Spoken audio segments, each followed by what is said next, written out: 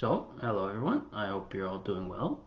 Uh, I know you're all excited for this recap of the meeting with the NDEB, and I'm pleased to say I think it went well. I'm, you know, I think I took very detailed notes. I will present those notes as well as my analysis, and um, I will present that all in one big chunk. So I'll be talking a lot at the beginning. And the reason I'm doing that is because I want the NDEB to see this. I'm going to send this to them, and I'm going to request that they provide their feedback, whether or not they believe that my account of the meeting is accurate or not.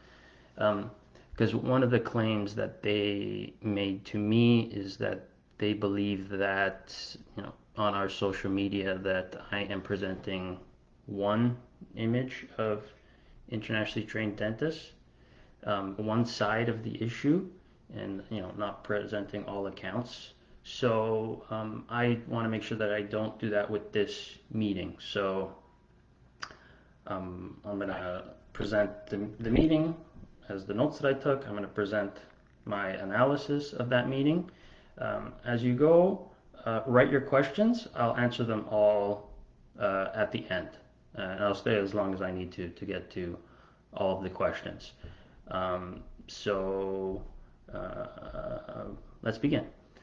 The meeting was between myself and it was the two representatives from the NDEB were Ms. Phillips, who is the communications manager, and Dr. Desjardins, who's the executive director of the NDEB.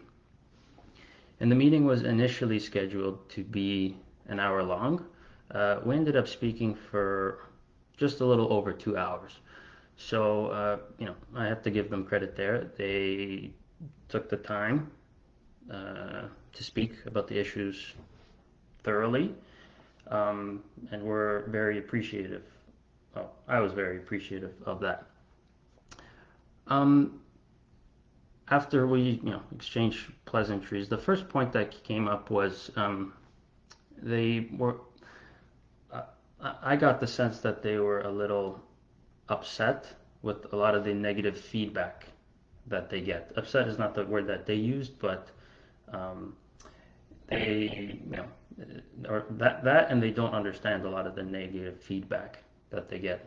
So I tried to explain from our perspective how our lives are significantly affected by their decisions, whether it be the mental health, the anxiety, the debt that people incur, the waiting, the family issues that develop because of all this. And then the other aspect I tried to explain is a lot of the lived experiences that you guys come with. You know, because I've had the opportunity to speak to a lot of people who are ITDs, a lot of you come from countries where there is genuine corruption and there are genuine consequences if you decide to speak up. So coming with that mindset, anytime the NDEB does something that, is negative towards you, there is a justified emotional reaction. So this is another point that I tried to explain to them as to why a lot of the criticism that they get is very emotionally charged. And then I cited some of the positive improvements that they made. So just within the last week or last couple of weeks, there were the announcement that there were 600 AFK spots made available. That's a positive improvement. And the new NDECC format, which we discussed, and I'll go into detail in a little bit, but I cited that as another positive improvement. So the intent was to kind of lay a groundwork for this conversation that we don't want this to be adversarial between the NDEB and ITDs. We would like this to be a positive relationship going forward. And you know, I know that a lot of people perceive the NDEB as the enemy. The NDEB, they are not the enemy. The two women I spoke to, they're human and they genuinely care about the issues that affect us. But at the end of the day, they have a job to do, and it is a hard job to do. So, as you'll see, going through the meeting notes, it's when they do something positive or something was out of control, we have to give them credit. When there are, issues where there are disagreements, we have to push forward to find solutions to them. And you'll see examples of both. But going forward, in order for us to have a positive relationship with the NDEB, number one, any communications, whether via phone or email, need to be professional. And by professional, I mean removing emotion from the equation. I understand that's hard to do because these decisions affect our lives, but when the conversation becomes overly emotionally charged, the message sometimes is missed. And I think that's something that the organization can do. Sometimes it's hard to communicate those messages to the NDEB. We can be a medium where we can gather feedback and communicate it to the NDEB in an appropriate way. And the idea is that they are not the enemy and they are open to constructive criticism. That's one thing that was brought up multiple times. As long as the criticism is constructive, it's acceptable. So in saying that, let's go over what the bulk of the meeting was about. So the issues were divided into three categories: opportunity, fairness, and transparency. So we started with opportunity, and I had brought up the idea that there's a perception that the equivalency exams were affected more than the certification exams. And they brought up a good point, which is that it was the universities that did not allow non-students to take exams at the universities. Now, this is something that the NDEB can't be blamed for because they were put in a very tough position, especially for the AFK, where there was a transition to prometric centers, but they wanted to hold it in the dual format, written and at the prometric centers. They didn't have access to these schools to do that. That's not the fault of the NDEB. That is the fault of the schools, and we could question why they made that decision to continue to hold the certification exams at the schools but not the equivalency exams. But ultimately, we can't blame the NDEB for that because that wasn't their decision.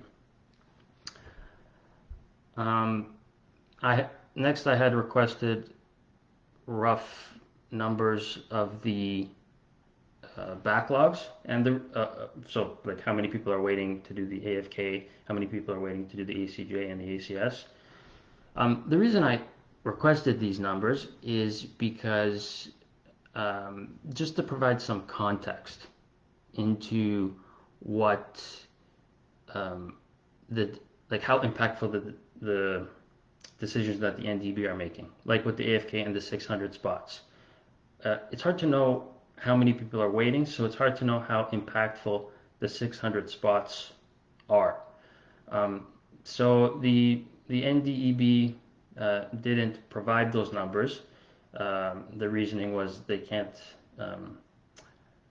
provide benefits to one person that they can't provide to another. So my request is that the NDEB could provide those numbers publicly so we can all have a rough idea of how many people are waiting. All they could tell me is that there are more people applying than there are seats. which, well, so there are more people applying than the number of seats that they're currently able to offer.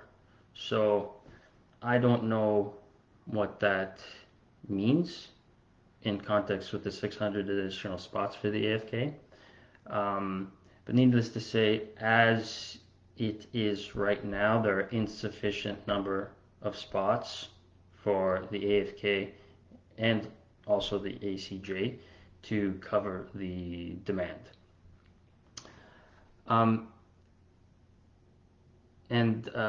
They said, especially for the AFK, a major contributing factor was the voiding and the cancellation of the December and February AFK. This is not a topic that was discussed too much in the meeting because the truth is there is no solution for the people who were affected by that. They've already had to wait, or the results have already been voided, and there's nothing to do to fix that. So, and in terms of releasing more information about that, it sounds like at this time they're not willing to release that information, at least to myself. So there is really no discussion to be had there. I think going forward, the importance of this issue is that exam integrity is important. Obviously, it's very important to the NDEB. The only point that we have to make is we need to ensure that whatever steps they are taking to ensure the exam integrity for the equivalency exams, they are taking the same steps to ensure the exam integrity of the certification exams. So at the end of the day, it comes down to fairness. So as long as whatever steps they're taking for us, they're doing the same for the certification exams, then I think that issue has been addressed properly. So, if you have a comment on that, please comment. But I think in terms of the voiding and cancellation of the December and February AFK, I think that's the extent of the importance going forward. Another important thing to note is that they were not permitted to test in hotels and conference centers. So this is important when it comes to especially the written format of the AFK. They weren't allowed to test at schools. They weren't allowed to test at hotels or conference centers. So really, specifically for the AFK, the NDEB really didn't have an option, a reasonable option. And from what they explained to me, I didn't know this, they went so far as to set up an exam center in Kingston because the conditions in Toronto were very difficult. I was not aware of this. So going forward, at least for the AFK, it seems like the solution is that they will be offering the exam at Prometric centers, and they will be offering it in its written format, and the capacity of the written portion will increase as restrictions are reduced. And up until this point, a lot of the issues were not their fault because they didn't have access to the schools, they didn't have access to hotels, they didn't have access to conference centers. Going forward, there is a reasonable path to clear the backlog for the AFK because they could do it into the dual format. Next, they had brought up some questions about ITDAOC. So they wanted to know more about our structure, our member, our communication methods. And this is reasonable of them to ask because they need to know that,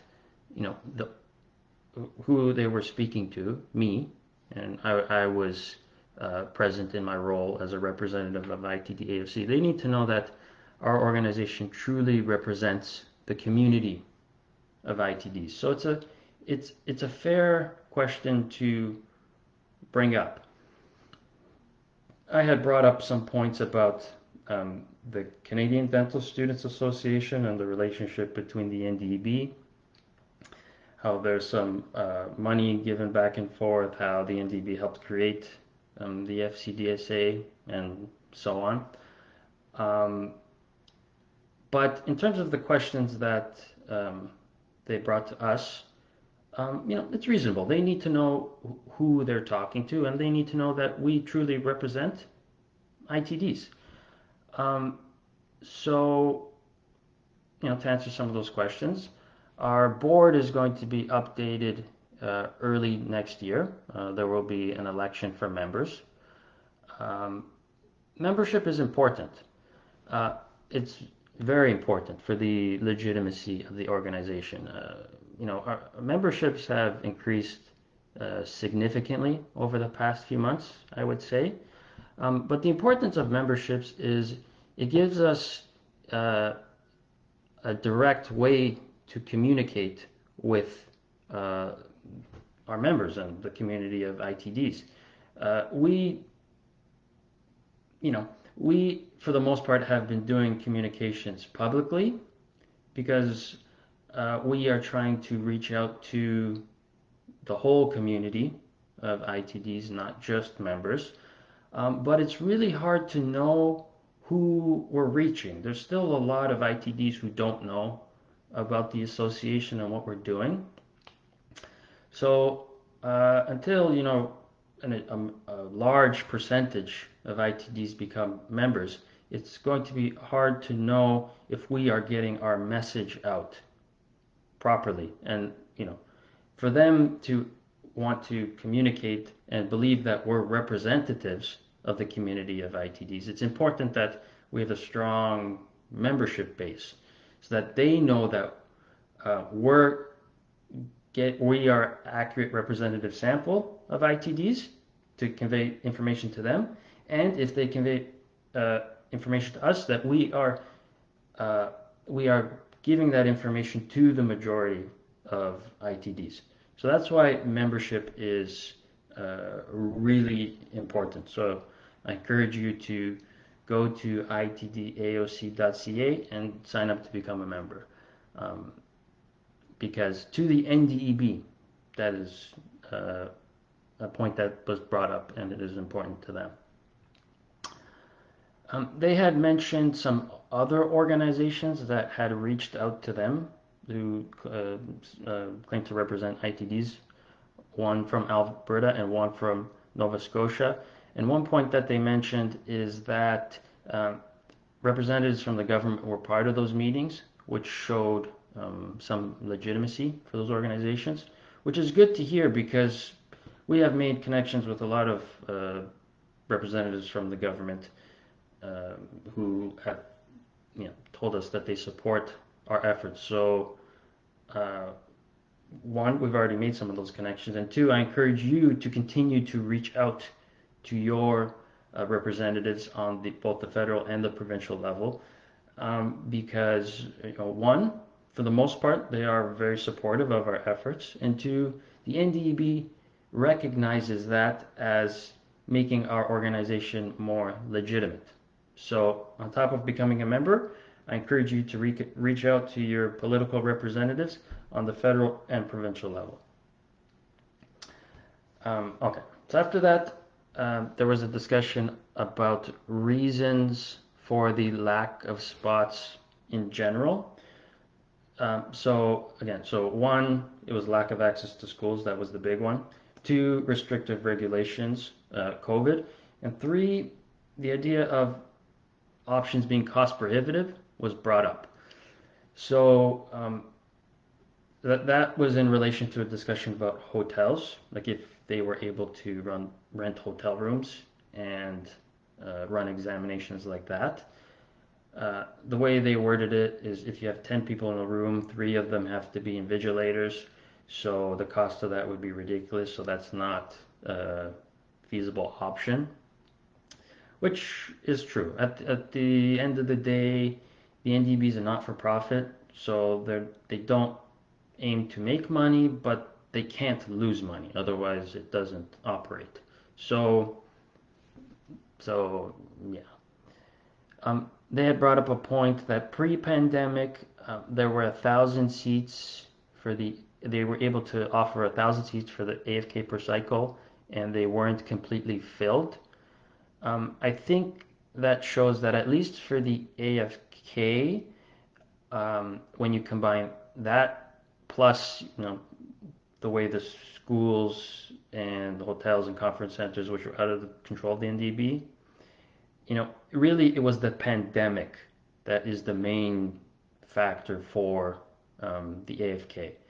I think for the ACJ and the ACS, there was a bit of a backlog for registration before the pandemic, so the pandemic can't completely be blamed for that. But at least for the AFK, I think it's safe to say that really it's the pandemic that caused most, if not all, of the issues. And for the most part, it wasn't the fault of the NDEB. There wasn't really anything that they can do.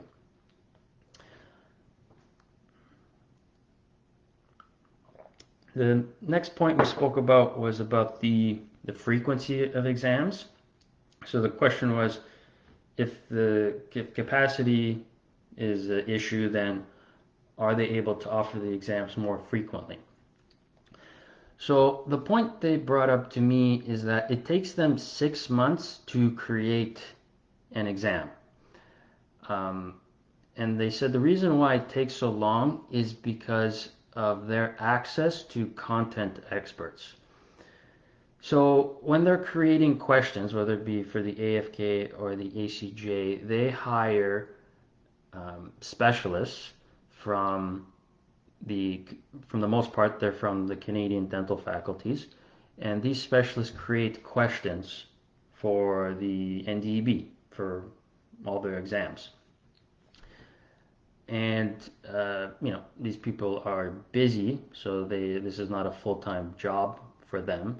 So their explanation to me was the reason why it takes so long. The reason why it takes 6 months to create an exam is because it takes that long to get the content experts to create the questions for the exams, plus all the other steps that they have to do in terms of standard setting and ensuring that it's a valid examination. And the point was, if they wanted to offer exams more frequently, they would need to increase the number of content experts that they hire, which would affect the price of the exam. But even if they wanted to do that, there would be a difficulty finding enough content experts to do that. That was their explanation to me. And to be honest, that's not something that I can really question. If they claim it takes 6 months, we're really not in a position to argue that. So their point was offering the exam more frequently might not be an option. Their main goal is to offer the exam at a larger capacity. So for the AFK, the way they're going to do that is offer it in its written and prometric format for the time being. I think if there is a point to argue when it comes to frequency, is that the certification exams are offered 3 times a year. Our exam should be offered 3 times a year. If there is a point, maybe that's the only point, just in terms of fairness. But I think overall, from the NDEB's perspective, if what they're saying is true with this 6 months, and there's no reason to believe that it's not true, the main solution going forward is to increase capacity, not to increase frequency.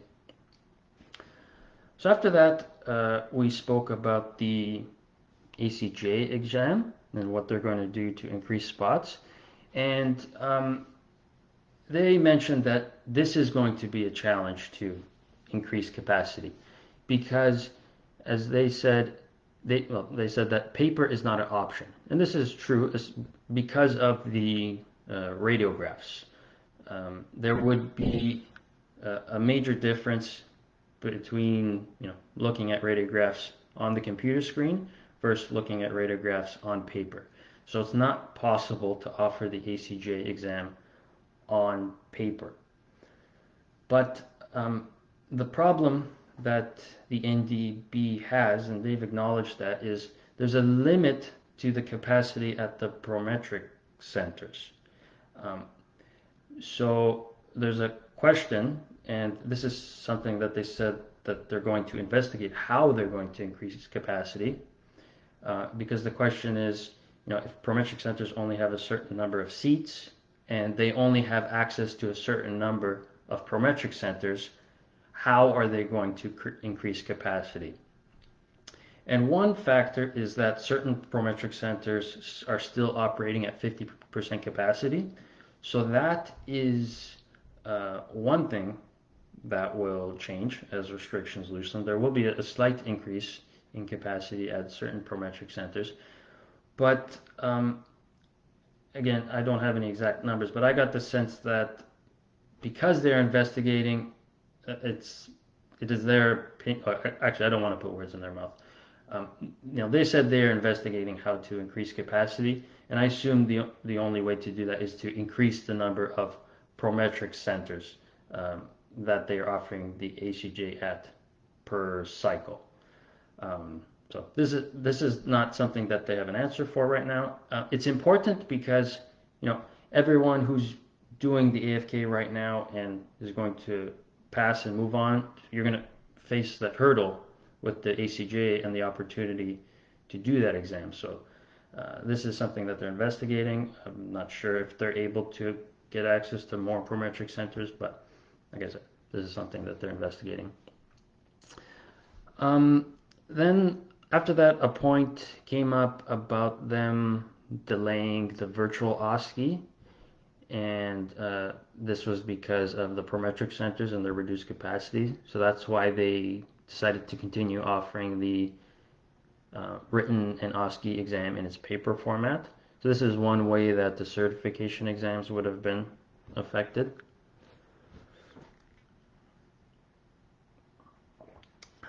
After that, we spoke about the ACS exam. And the question I brought up to them was, with the new NDECC format, they are doing it on simulators. They're not on dental chairs.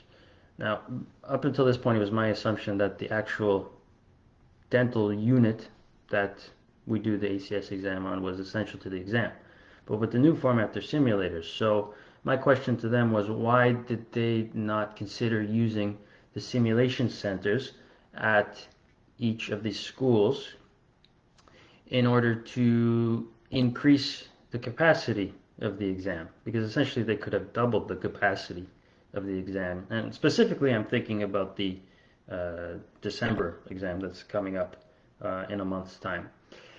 And their response was, it's not something that was discussed. They did not discuss this option. This was not an option that they considered. And their first response was that this is something that they would have considered if it was discussed before. So, I mean, as myself, someone waiting to do the ACS exam, it's a little concerning that it wasn't thought of. But removing emotion from the equation, I think this just shows that we need to do a better job of submitting suggestions and constructive criticism to the NDEB beforehand, because they're human, and clearly this is something that they would have considered if they were provided this idea in a reasonable time ahead of the exam. So going forward, we need to do a better job of also helping them solve these problems for us. You know, as they continued talking about it, they said they would have been, well, the wording she kind of used was, now that I think about it, we would have been reluctant to do it because of complaints and appeals, procedural issues. So the idea being that there would be unequal conditions between simulation centers, and then there would be unequal conditions between um, simulation centers versus the dental units.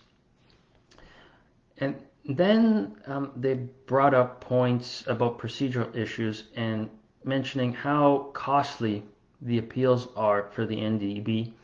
And they even mentioned that the fee of the exam, the increased fee, the reason why it's $9,000 is largely because of those appeals and the legal issues that they face.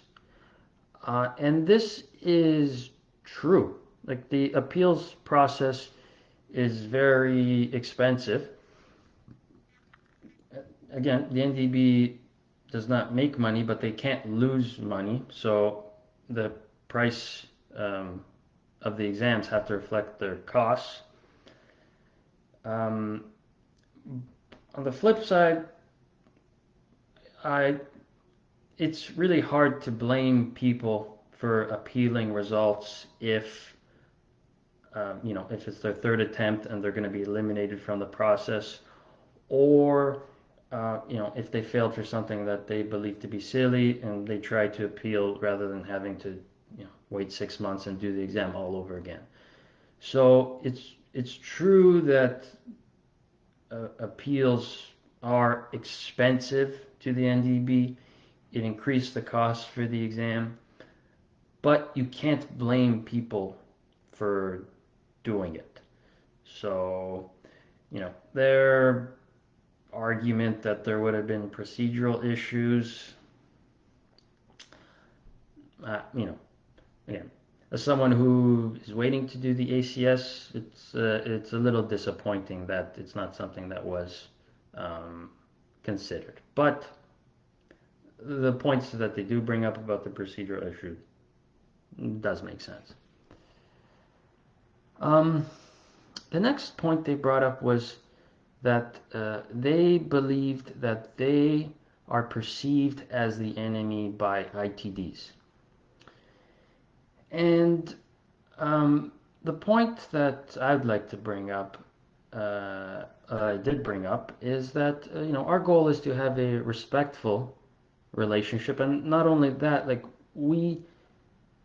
ITDAOC would like to help repair that relationship between the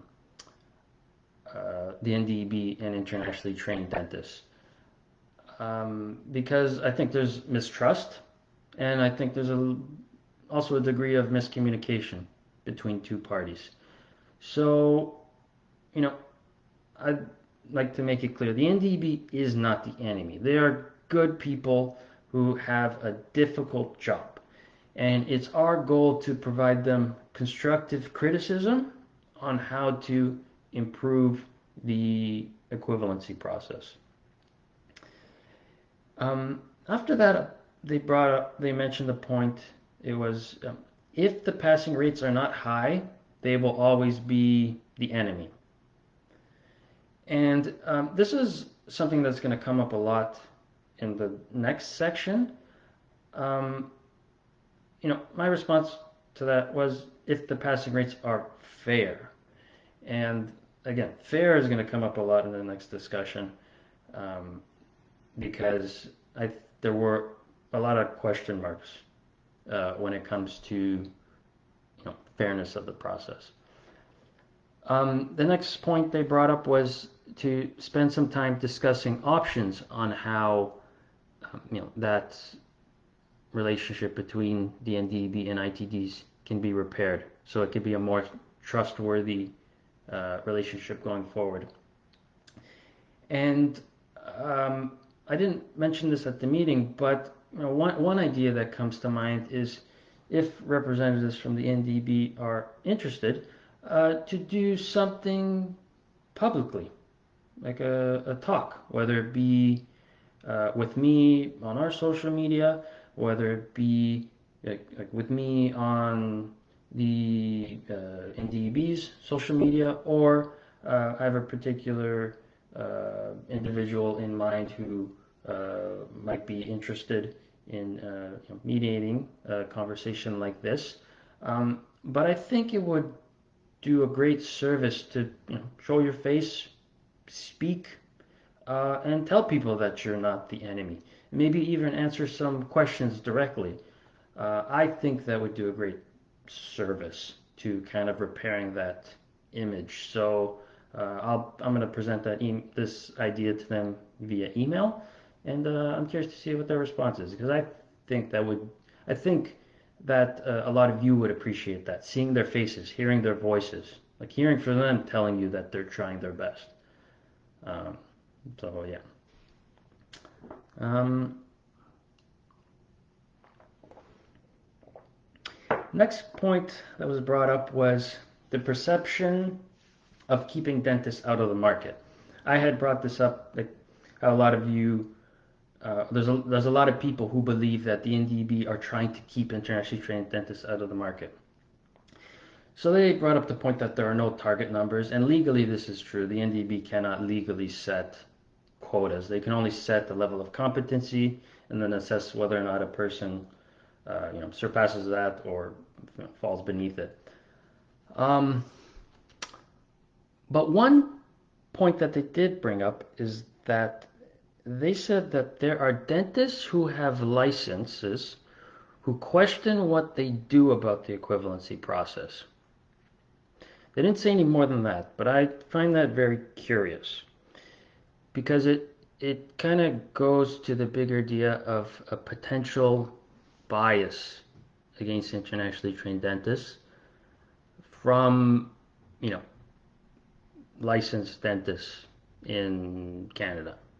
So, and we're going to discuss this more in the next section, but this potentially has major consequences. And it's interesting that there are people who are contacting the NDB questioning what they're doing with the equivalency process. So, and then there was a conversation about what changes have been done and how they affect different groups. And they mentioned the point that the first change they made was to digitize the AFK, which is true. That is the first thing that they did. So to kind of summarize this opportunity segment, for the AFK, to be honest, most of that was out of their control. So I don't believe that they deserve the blame for all, for the huge backlog that we currently see with the AFK, because the schools wouldn't let them host the exams. They weren't able to do it on hotels or conference centers. So really, that wasn't their fault. For the ACJ, they are investigating how they're going to increase capacity, but it's unclear how they're going to do it if they can't increase the number of prometric centers they're able to hold it at. For the new NDECC format, it doesn't look like capacity is going to be an issue going forward, because it looks like they're going to be able to hold the exam year round. In terms of capacity, they had mentioned the number of 10 people doing the skills part per day. I know 10 is not a big number, but every day it adds up. So I don't think opportunity will be an issue with the new NDECC format.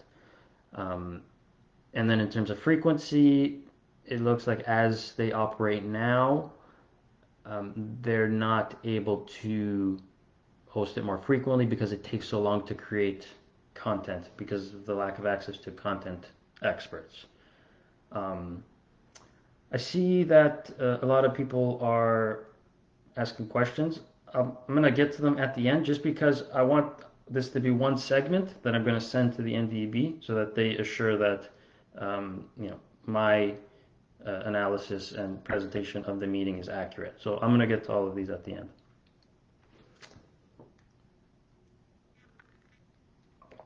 So the next kind of section that we talked about is fairness. And fairness is basically about the standards that are set for us, the standard setting, the passing standards that are set for us. So again, the idea was brought up that the process will never be perceived as fair with the difference in passing rates between the certification and equivalency exams. So the question is, what is fair? It's fair is a hard word to define. So, and this is not, I didn't read this in the meeting, but this is the definition from the Office of the Fairness Commissioner in Ontario. Now, this office is quite literally designed to ensure that all regulated professions provide fair conditions to access that regulated profession. And a lot of the work that's been done so far has kind of been based on this definition. So the definition is: fairness must sit at the heart of the registration process for individuals who wish to join a profession or compulsory trade. Fairness takes a number of dimensions and is not always amenable to a precise definition. At its core, it means that a regulator must identify the steps necessary and the documentation required for a candidate to complete the registration process. The assessment must be rational and above board and not place unnecessary and ill-conceived obstacles in the way of success. Everyone must have the same prospects irrespective of their country of origin or background. The process must be expedient, and there must be a chance for an arm's-length review if the individual disagrees with a decision. Those running the processes must embrace their responsibilities with a spirit of purpose, wisdom, and empathy. So I want to highlight a few points. So number one, the last word was empathy.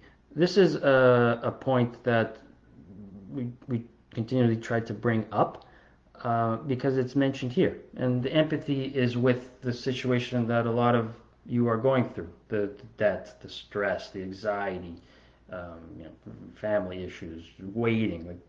This is what we are trying to get them to empathize with. And the truth is, for the most part, they do.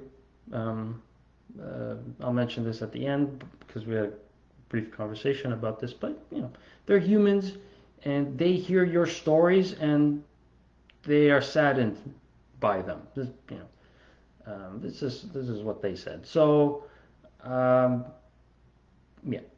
empathy is important. The next part I want to highlight is not place unnecessary and ill-conceived obstacles. So, okay, if you want to take that, you say the equivalency process, is that an unnecessary and ill-conceived obstacle? I mean, I don't know. You could look at the certification steps. There is no assessment of skills for them. Like, their knowledge and judgment is assessed, but their skills are not assessed. Is that fair? That our skills are assessed and theirs aren't?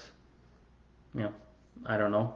Again, fairness is not a precise definition. So, and then the other point I want to highlight is everyone must have the same prospects irrespective of their country of origin or background. So, the statistics bear this out. Internationally trained professionals have a much lower rate of working in their trained profession in Canada.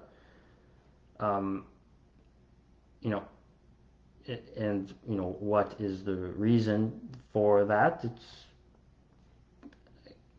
or we'll discuss this a little bit further. Is it the fact that we have to go through the equivalency process? Is it the fact that um, there may be issues with the standard setting for the equivalency process? Um, I don't know. But anyways, that's kind of a working definition for fairness that I'm using.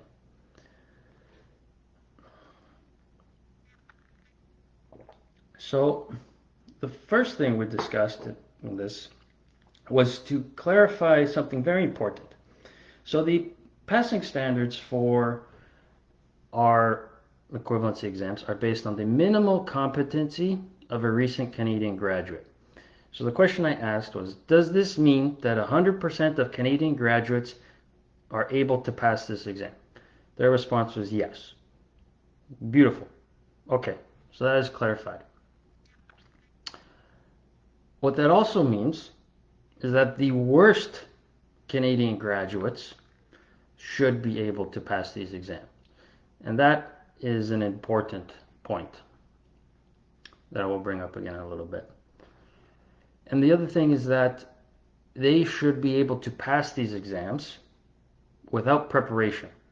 As they graduate, they should have the skills necessary to pass these exams. Next thing that was brought up was written and OSCE data. So the NDEB collects data that compares the passing rates for the written and OSCE for Canadian graduates versus accredited non-Canadians versus non-accredited. So I had requested this data. They didn't share it with me.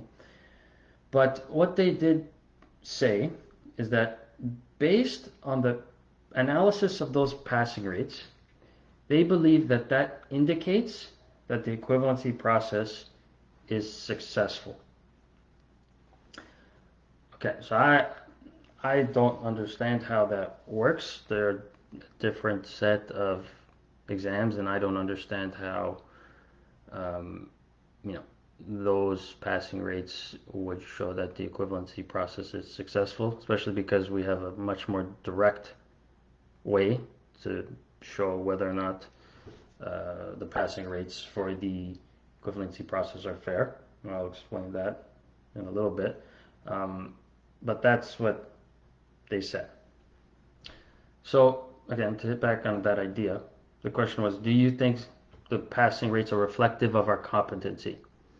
So the first time I asked the question, it was yes, and it was that answer about the statistics for the written and OSCE exam. I had asked it again a little bit later, and the answer was they try their best, but they can never be sure.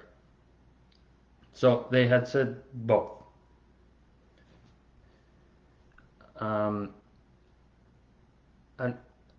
Another point that this is what they mentioned. They said that the two groups are completely different, meaning that Canadian graduates and internationally trained graduates are completely different. So the idea of testing Canadians on the equivalency process exams is difficult.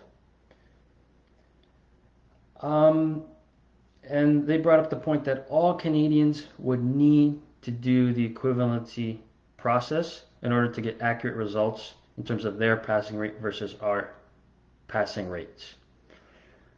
Now, I take issue with this point because why is it that they're claiming that these two groups are completely different? We're both dentists. We just have one happens to be trained at accredited schools, one happens to be trained at non-accredited schools. But why are we so completely different that they are not able to try our exams to determine what the passing rates are? And the truth is, this is the way the study design would work. The way the study would work is you would take the worst Canadian graduates. It's kind of funny when you think about it, but we're being assessed on the minimal competency of a recent Canadian graduate, which means the worst Canadian graduate would be able to pass these exams. So you go to all the schools in Canada and you pick out the worst graduates, the people who are barely passing, and you get them to do the equivalency process exams, and the passing rate should be 100%. That's the study. That's essentially what we're asking for. You know, we'll see. This was brought up. You're going to see. This was brought up many times. Many times they said this is a difficult study to run. I can understand if they say it's expensive, and I can understand if they say it's going to take a lot of time to run a lot of studies like that. But I don't see why it's not a reasonable thing to ask for. And then, they say that the two groups are completely different, but, my analysis of that is, why is it that the difficulties that apply to them don't apply to us? So one of the points that they brought up is that replicating stressful conditions is difficult. So a point that they brought up is that, if you bomb a provisional, you do poorly for the rest of the day. And this is true. A lot of people are so stressed they make a mistake and they screw up the rest of the day.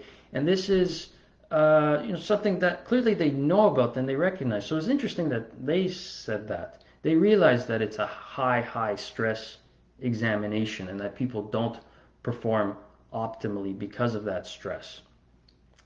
And even when talking about the NDEC, they mentioned that it's more human conditions, kind of suggesting that the previous conditions were inhuman,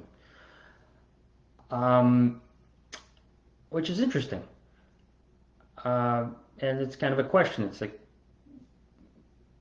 why is it okay to put us through, these highly stressful examination situations, but it's not acceptable to put them through those stressful situations? And their point is that it's hard to replicate the stress, but if anything, that means their performance will be better.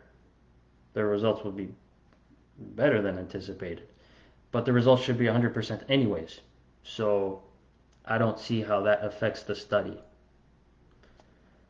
I had brought up a point about stress in high-stakes examinations and how it affects the competency or the how people are able to perform in that examination, which is true. That's available in a lot of literature. And they agreed. That's kind of said why they're trying to remove stress from the examination by, at least providing better conditions, by providing more attempts. That's how they're trying to kind of reduce the stress, at least for the NDECC exam.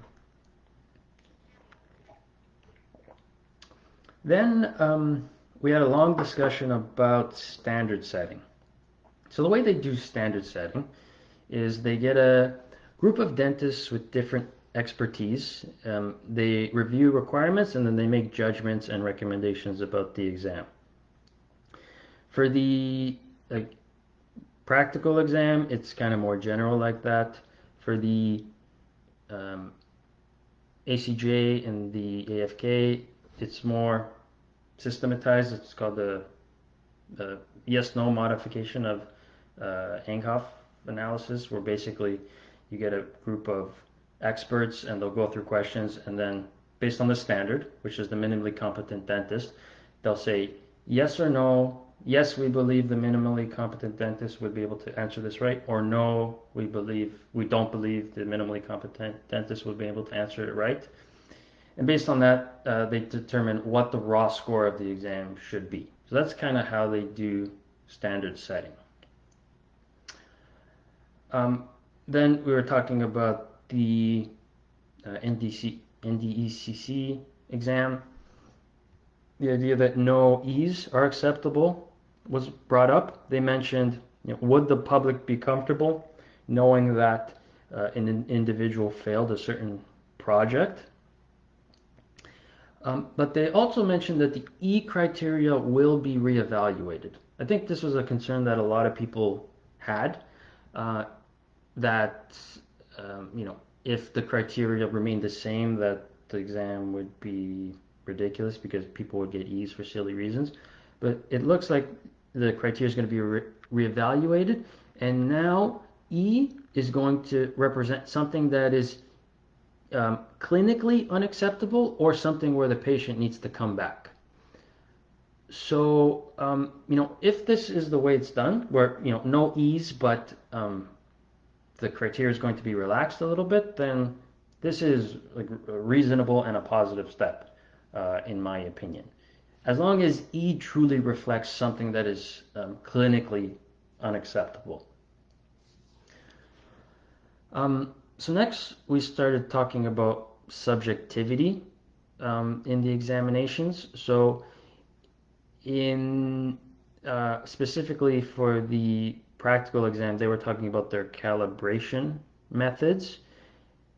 And I had brought up the idea, well, then they had mentioned examples for calibration, how, like, say something for polish. They said they have samples of something that represents an A polish, they have a sample of something that represents a D polish, and something that represents an E polish. They have samples that they can look at that kind of guides them when they're grading. So I asked them if they could provide us with samples and information like that so we can have a better idea of what those subjective areas are. The idea being we would like to objectify as much as possible those subjective areas. And the answer was no. And this was kind of the reason why. They said, they've been trying to make the measurements or make the exam more objective by providing measurements for everything, but according to them, this leads to more problems. And again, according to them, the new criteria will have less measurements and it will be more about agreement between examiners. And my point to them was, people hearing this, I think a lot of people are going to be upset about this. Maybe correct me if I'm wrong. I thought people would be upset at this, and it'll be dependent on what the passing rates are and how it's assessed.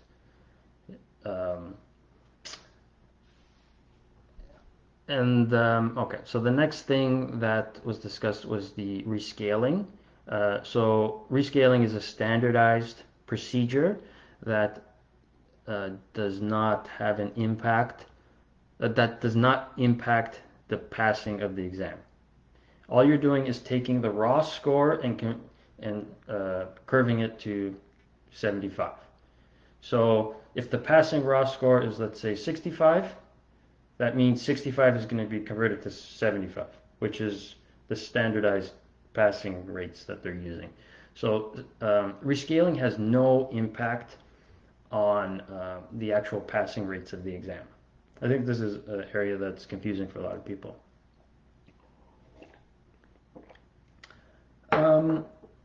The next area that was talked about was bias. I brought up the idea that there may be bias in the process in standard setting because for the most part they are Canadian trained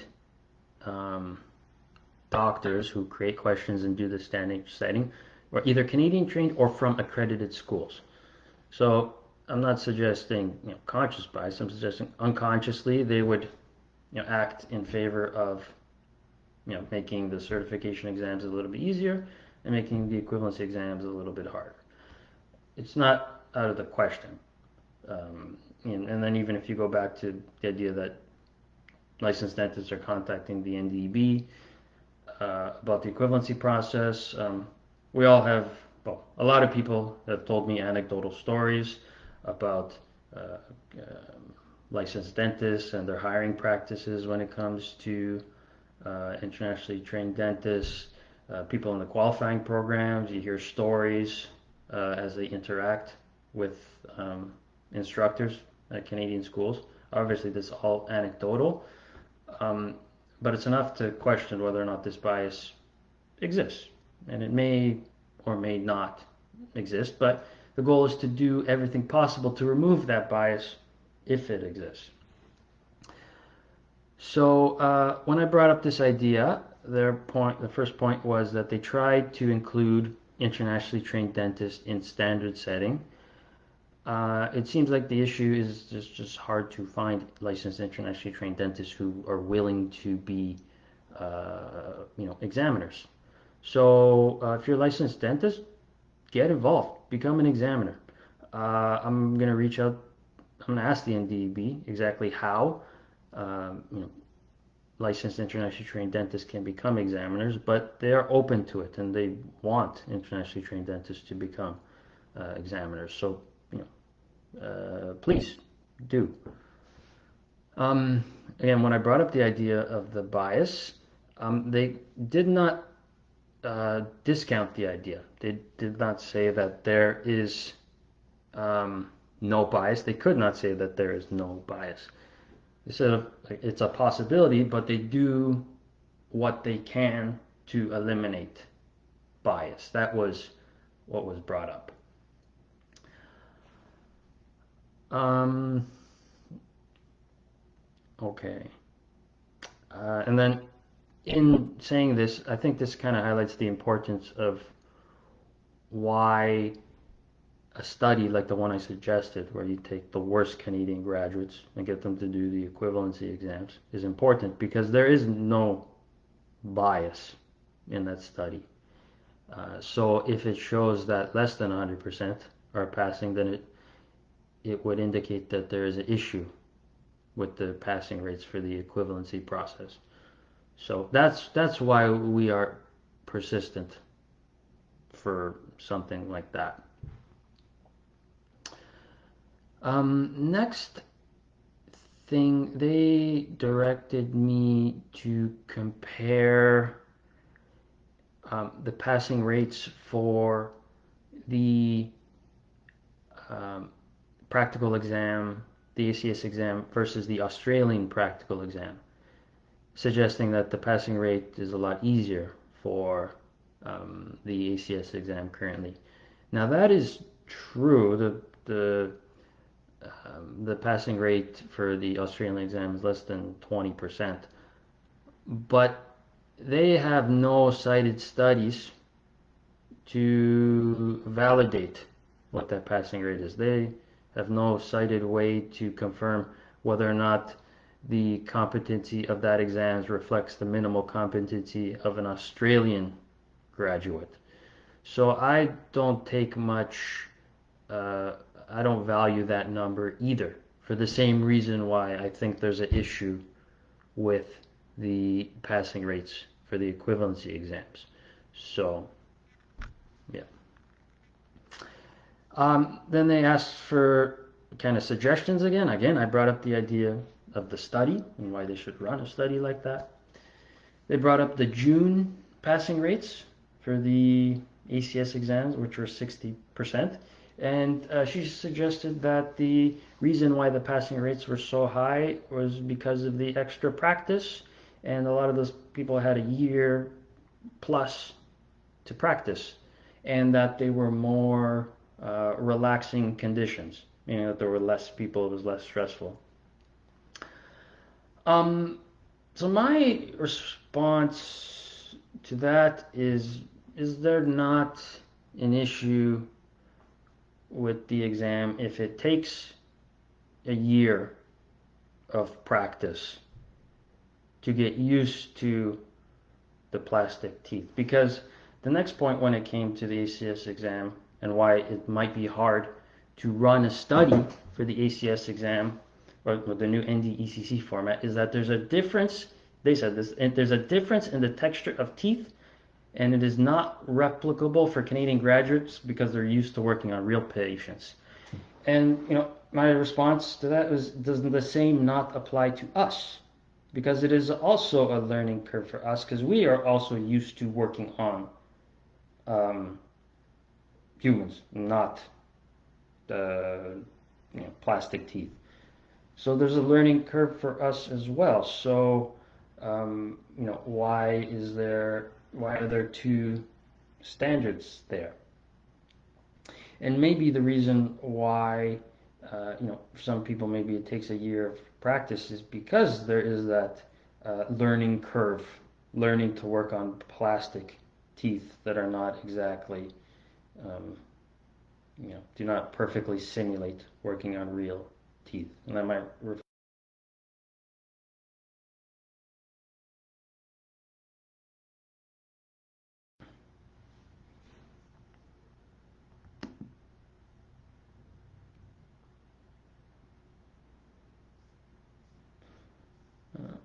sorry, not my internet just cut out for a second. That being a reason why they wouldn't be able to, be a benchmark for us for the exam, I don't think is reasonable. Anyways, because there should be one standard, and if the problem affects them, then the problem should also affect us. Then there was a talk about the exam being used. It used to be on real patients, and they said that it's hard to standardize. Um, that's true. That and also because it's no longer ethical to do the exam on real patients. And they said the simulation is as close to real life as possible. So yeah, okay, it's as close to real life as possible. But again, any issue that applies to Canadian graduates should also apply to us. So if they believe that there is a learning curve and their performance is not accurately reflected because it's plastic, then the same should apply to us. That's all we're saying when it comes to the simulated aspect of the exam. And maybe the solution to that is to make the criteria more lenient to reflect the fact that is not they're not perfect working conditions compared to working on real life patients. Next, we had a discussion about examiners. So for the most part, examiners are selected by the NDEB or they're recommended by the provincial regulatory authorities. Most are from accredited schools, and there's a lack of internationally trained dentists working as examiners. And their suggestion was to get involved. So my recommendation to you is if you are a licensed dentist, you're an internationally trained dentist, and you're licensed, become an examiner. So that way, this idea of bias existing, we can remove that idea. So, if you're one of those people who's interested, I'll try to figure out from the NDB how you can become an examiner. They mentioned the point that they are doing the best that they can with the tools that they have, but they can never be sure. Then they mentioned the point that there's a comparison between Canadians and non-accredited may not be possible. There are big problems when comparing the two groups. And my question to that is why? Because there is one standard for competency for dentistry. And at the end of the day, we're dentists, whether or not we are internationally trained or Canadian trained. So why is there such a big problem comparing groups? This is why I brought up the definition of fairness, because there's one standard at the end of the day. So I don't understand why there's an issue comparing groups. They brought up a point, what the passing rate should be is an opinion. That's true. It is an opinion, as long as how those passing rates determined are fair. So again, the idea of bias, it might exist. We are proposing a way to do a study to ensure that the passing rates are reflective of our competency. They brought up the idea that there's a pool of applicants and it changes from year to year and that affects the passing rates. That's true, especially for the ACJ and the ACS. The accredited schools is going to be a more homogeneous group, so you expect the results to be more similar year to year. So this is a true point when it comes to the variability in results. Although I brought up the ACJ exam, I think it was 2016, where it dropped from 75 to 36 in 1 year, and it stayed in the 30s to low 40s ever since, and they didn't have an answer for that. Yeah.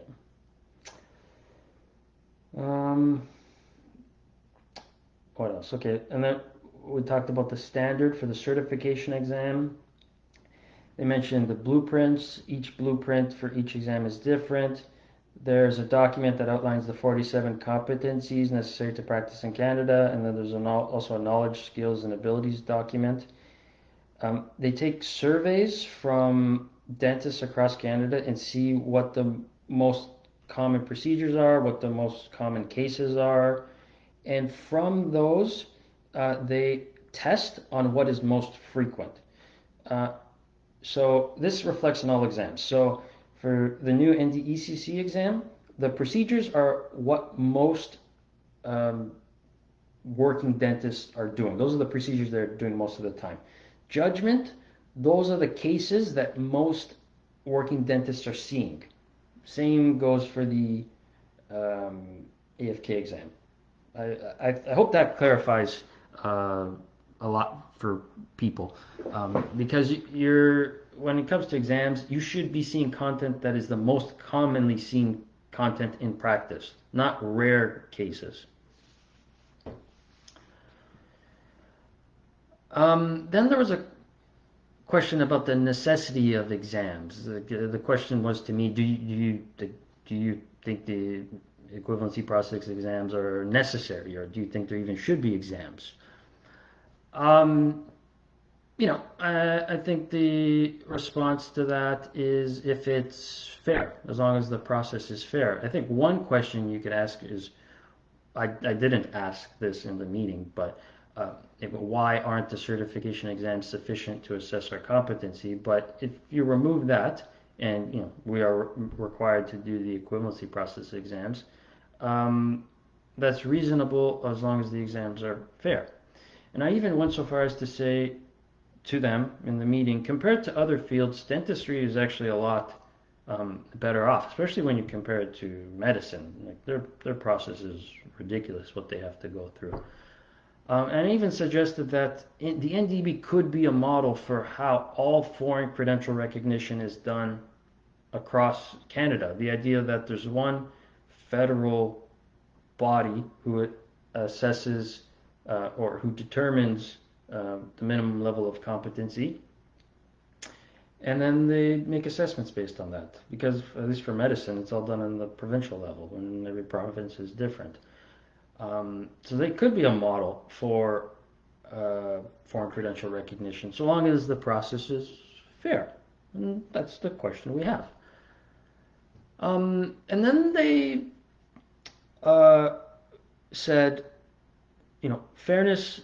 So I brought up the idea, the fairness of the examination if it isn't benchmarked against Canadians. How can we ultimately know if it's fair or not? And the point that they brought up is, if everyone doesn't pass, it won't be fair unless everyone passes, which I didn't like that comment, because that's not the point. Because not everyone should be passing these exams. Not everyone. This is not a controversial statement. Not everyone is qualified to be a dentist, and there should be standards, and we should meet those standards, and that is fair. But if we have questions about the fairness and the standards set for us, it's fair for us to ask and, question the standards that they're setting for us. So I don't think it's controversial, and I don't think our request that they investigate this issue further is controversial, because we know that for the OSCE exam, the Canadians, or the accredited students, where it dropped from 94 to 76%, they're questioning the NDEB about it. So if they have the right to question their passing rates, we also have the right to question our passing rates. Plus, if we have questions about potential bias in the process, it's fair to propose a reasonable mechanism to really truly figure out whether or not the exams are fair. And like I said, based on the standards for the exam, 100% of Canadian graduates should be able to pass all the equivalency exams. This means that the worst Canadian graduates, the Canadian graduates who are barely getting by in dental school, should be able to pass these exams without preparation. That is a reasonable study to ask for, to assure that the passing rates are fair. And if they're right, then we have no questions. If they run that study and, they take the worst Canadian graduates and 100% pass, then, there's nothing for us to say anymore. But this is a fundamental issue because it affects everything. The reason why the process takes so long is because a lot of people fail the exams once or multiple times. The reason why the process is so expensive is because people fail and have to do the exams once or multiple times. It looks like they're not going to be able to offer the exams more frequently, which is fine. That's not their fault. But when it comes to this, there is a reasonable request to ask for them. So this is why I'm spending a lot of time on this. This is why we spent a lot of time on this on the meeting. This was our biggest disagreement. We were going in circles about this, but we gave them a lot of credit for the first part in terms of opportunity. There wasn't a lot that they could do. When it comes to this issue, there is clearly something that they can do. So we are going to push on this because at the end of the day, we deserve a process that is fair, and we are deserving of the knowledge that it is fair, not the assumption that it is fair.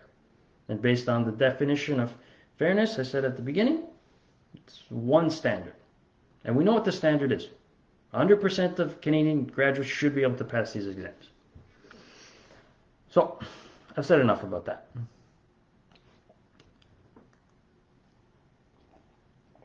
Next is transparency. So the idea was, going forward, we want to have an open dialogue with the NDEB to discuss all of these issues. Again, open dialogue, part of that open dialogue, I would suggest that if the representatives from the NDEB feel comfortable to speak publicly about this, speak publicly to ITDs to address these issues. They're open to receiving questions via email, and they stated that every suggestion that they get via email, they look at and they consider. So if you send something to the NDEB, be assured they look at it and they consider it. Response time, they said that they prioritize communications with an urgent nature. So that's why for some people, response times may be longer, the order of weeks, and sometimes it might be quicker. They asked of us that we present the full picture. I think, they had made the claim that we are only presenting one side of the story on our social media, and I think part of that is true. I think maybe it's been a little too overly negative. So this is part of this, and to the representatives of the NDEB, if you're still watching, I hope that this is an accurate representation of our meeting. If it's not, tell me and I will correct the record. What else? Find different channels of communication, which is a suggestion to them. There's the communicating directly with them, and we also believe that we can be a channel of communication. If you don't feel like you're being heard, become a member, tell us, and we will try and communicate the issue to the NDEB, on your behalf. They are affected by people's stories. I brought up the fact that, I've heard so many stories and how a lot of them are heartbreaking. And they, agreed and said the same thing. They said that their heart breaks too. They hear the same stories. But the end of the day, they said, they have a job to do and they try to do it fairly. That was their statement. They said full transparency is impossible, especially when it comes to exam-related content, and that's true. They can't share everything that they do, especially when it comes to exam-related content.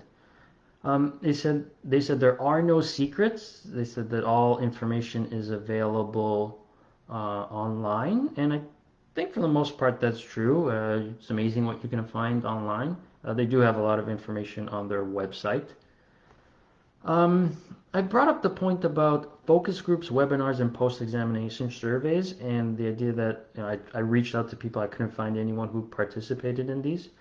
So this is what they told me. They said, so they have done these. It's been mostly, they've done so recently, and it's been mostly about the registration process, the issues they've had with the registration process, how it was taking a year up to some point, and they were addressing the common issues that people were facing. And they so one, they said it was limited to the registration process. I suggested that they expand it to exam-related content as well. Maybe do these focus groups based on exams. So do one for AFK, ACJ, and NDECC, so they can collect direct feedback from you. I proposed this to them. Another thing they said is that when it came to these focus groups and webinars, they reached out. A lot of people signed up, but not a lot of people showed up. And that's your fault. If you want your voice to be heard, you need to show up. The NDEB can't be blamed for that. That's a big problem in the community of ITDs. Signing up and not showing up. So if you want this process to change, and going forward, if the NDEB wants to do focus groups and webinars for exam-related content, and they want your feedback, sign up and show up, because you're not helping yourself if you don't participate.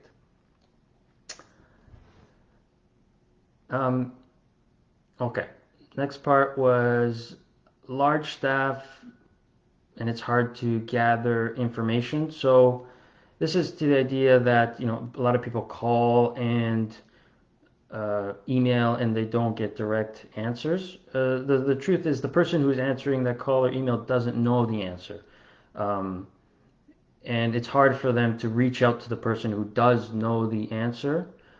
So that's not really their fault either. And also, it's an important point that they made. They cannot advantage one person over another. So if you are asking for a piece of information like as it was before when registration is going to open, they can't tell you because it gives you a benefit over another person. So those are two important points why a lot of times people will call or email and not get answers. So it's in some way that's hard to blame them for. But part of the point of not wanting to advantage certain individuals, going forward, if you are requesting something from the NDEB, don't request that they give the information to you. Request that the information be posted on their social media or be posted on their website. So that way it's publicly available for everyone. Because there are reasons why they can't give you the information, but as long as it's not an issue of exam-related content, there's no reason why they can't share it with everyone on their website or on social media. So going forward, that's what you should ask for. They had brought up the idea of constructive feedback, that they are open to constructive feedback. They said it's an advantage if we, ITDAOC, represent a large group of people because, and for two reasons, because we can gather information and provide it to the NDEB. And then, there's the issue of the NDEB can't give us information to give to ITDs because on their end, they don't know if we are reaching out to the whole community of ITDs. And that's a fair assessment on their part. So kind of the way this would work is we gather information and try and communicate it to the NDEB. And then the NDEB communicates via their website or via their social media to ITDs. For the time being, until they believe us to be well established in the community of ITDs, that's kind of the way this has to work.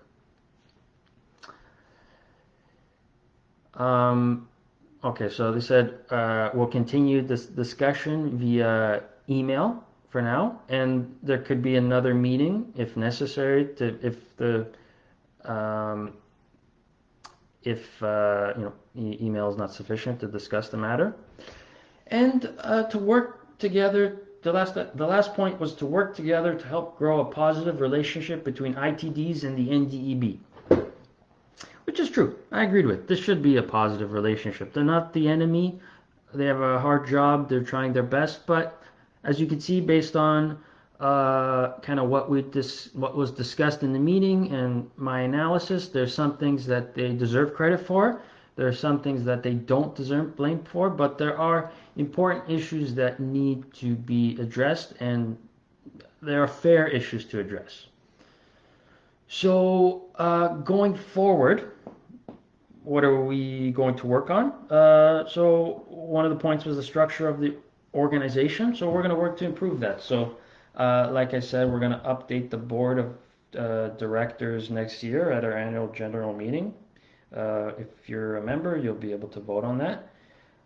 Improve membership because, or improve the number of members because that's one way to show the legitimacy of the organization, to show in a number form, this is how many internationally trained dentists we represent. Because, the social media numbers are not sufficient to say that this is how many internationally trained dentists we represent. The member number is the most accurate number. So become a member. It's important in our role in helping you with your experience of the equivalency process going forward. And to improve communication to members and non-members. For the most part, we've been communicating publicly like this. Going forward, we are going to create direct communication routes for members, and then there will be these public communications, and they will be distinct and different. But I encourage you to become members because it is important. Next thing is advocacy. We are going to continue with our advocacy efforts for two reasons. One, clearly in the eyes of the NDEB, it shows the legitimacy of the organization. And two, if the NDEB is open to these discussions, we're dealing with them directly. It's not, we don't want or need these political representatives to get involved necessarily, but it's important that we continue the discussion of foreign credential recognition as a whole, because this issue is much bigger than us. It affects a lot of internationally trained professionals. So I think that we should continue our efforts in that sense, even if it's not NDEB specific, although clearly it's important to them. In terms of social media or media opportunities in general, we're going to do our best to provide a more positive outlook on what's being done, especially with regards to the NDEB, but also we're going to continue to spread the message of the importance of foreign credential recognition.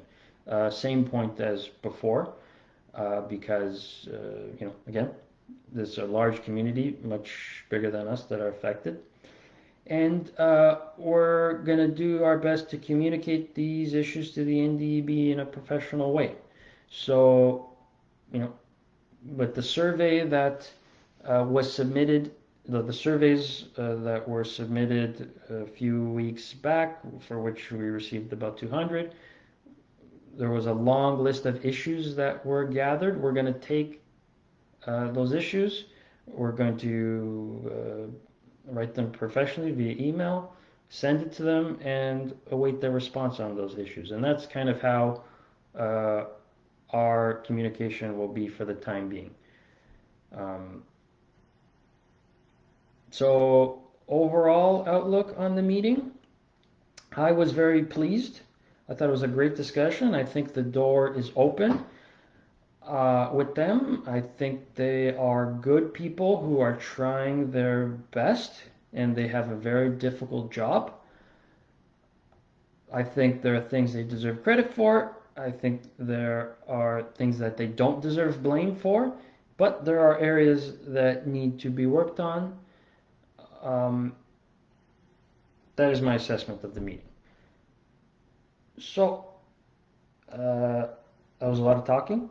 Now I'll go to your questions.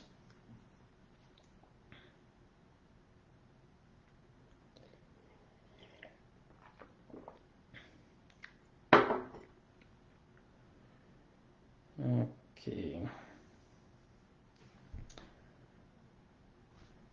Give me a second.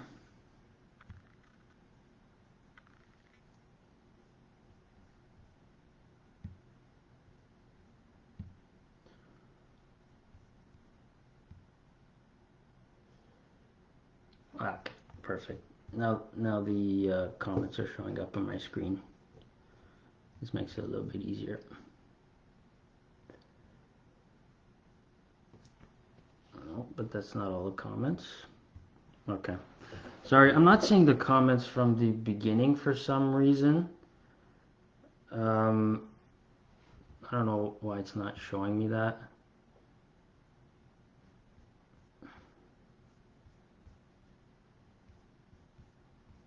Okay, here, I'll try. Okay, so I'm 100% sure that 10 Canadian grad and 10 will see the benchmark then. Sorry, I'm not sure what that means.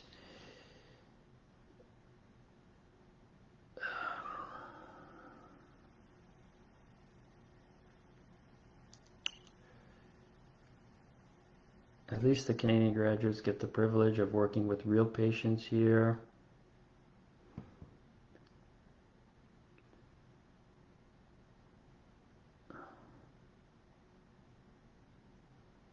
What about the instruments slash materials they will provide? We didn't get into that discussion. As you can see, we were talking about a lot. That's one of the questions I'm going to have to them via email, and I'm going to request that we have some input over the materials.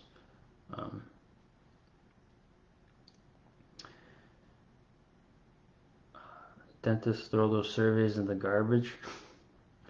You know, how many dentists do these surveys? Who knows? But it just goes to the idea behind that is that it's the most common practices. So if you do the AC NDECC, that's what most are commonly done by general dentists. ACJ exam, those are the most common cases. You know, blah blah blah. But then, yeah, amalgam filling is a common standard of practice. No, not in Canada. Rarely any dentists do Canada. So that is interesting why they require us to do amalgam if it is based on these surveys. And thank you for bringing that up because I never considered that. But that's a good point. Metal crown prep is common? No, but they've eliminated it from the NDECC format. So that might be why.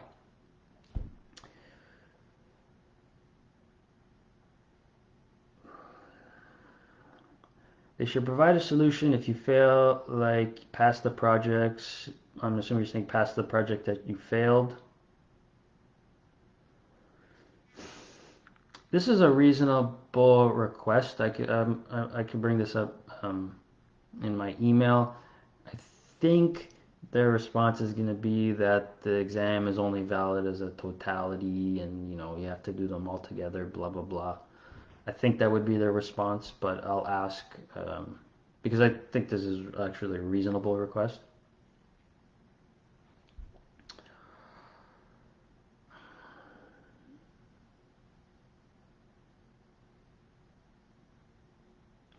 Amalgam prep, interesting. Why it's an amalgam prep. I guess class 2 MOD composite prep versus amalgam prep. There'd be slightly different criteria, but yeah, okay, I guess that makes sense.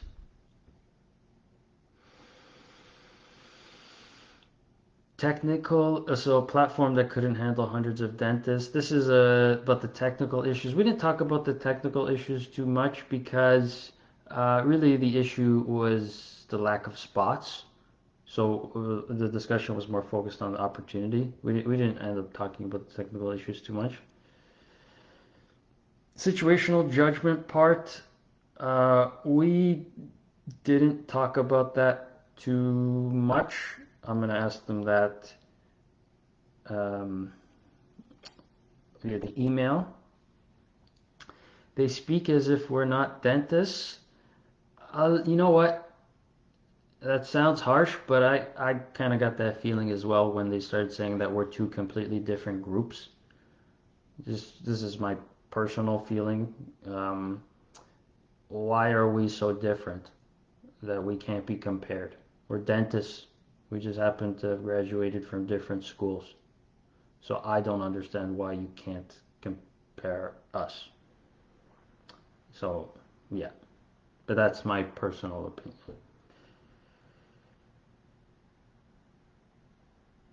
How they determine grads from USA, Ireland, Australia. Those are, accreditation and mutual recognition agreements. So in the eyes of, the dental regulatory authorities, they are equivalent. Those schools are equivalent to Canadian schools. If you wanted to get into a discussion about accreditation and potential issues with that, that's a completely different issue. But now we're talking about the Commission on Dental Accreditation of Canada and not the NDEB, so that's a whole different discussion.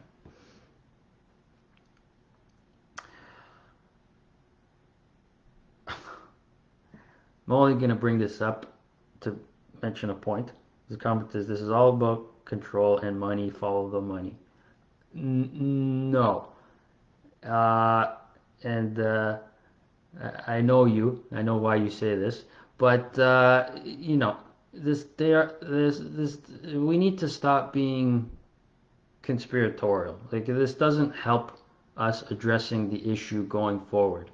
It actually does us a disservice. We can't be like this as a community. They are good, genuine people who have a hard job, and that's how we need to treat them. If we treat them in this conspiratorial way, these issues are never going to get solved because then they're not going to want to solve them for us.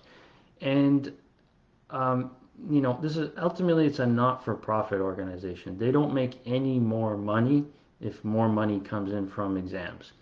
So it's not about money. It's not about keeping internationally trained dentists out of the market. We kind of need to get rid of that because it's not helpful to the conversation. They should share the right answer and templates.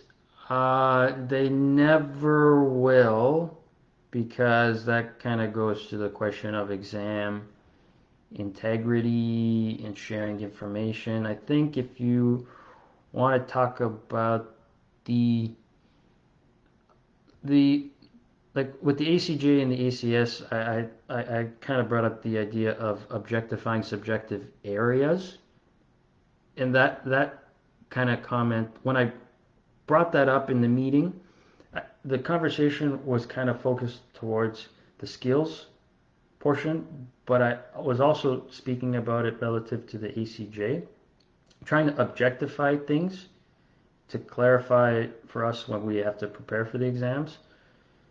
As you can see, it kind of looks like they believe that sharing this information um, affects exam integrity. So again, this is something I want to bring up with them again because I think it's important, especially for the ACJ, in clarifying issues. But it sounds like this is something that, at least in that conversation, they think affects exam integrity, but I don't necessarily understand how. So that's something to be discussed further.